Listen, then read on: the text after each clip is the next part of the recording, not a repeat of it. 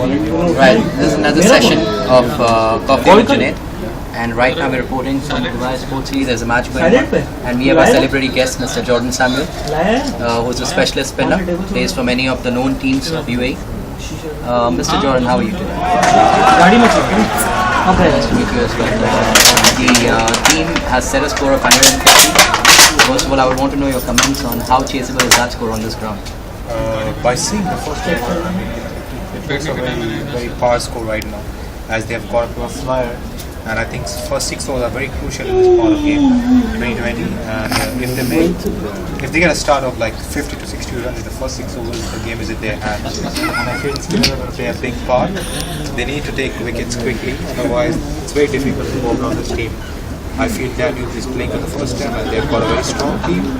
The openers are really composed, and they have on the other side a guy who's like carrying the part.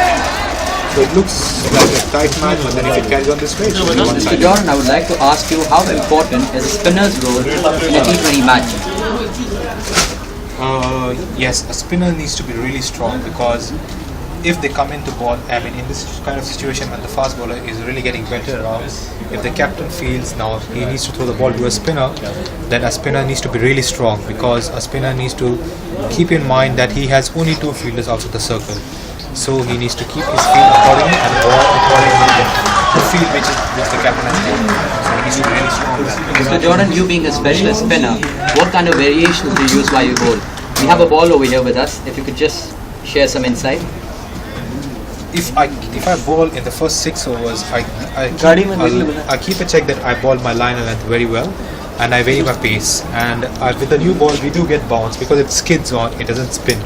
The new ball won't spin, it won't grip on the surface of the pitch, and it might get bounced. And the white ball has a bigger seam, so it might help you getting bigger bounce. So you need to flight it less and keep it more flatter in the first.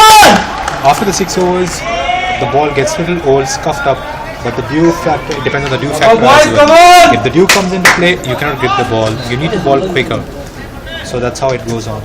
We have heard a lot about the doosras people bowl, the carom ball. What would you have to say about that in a T20 format?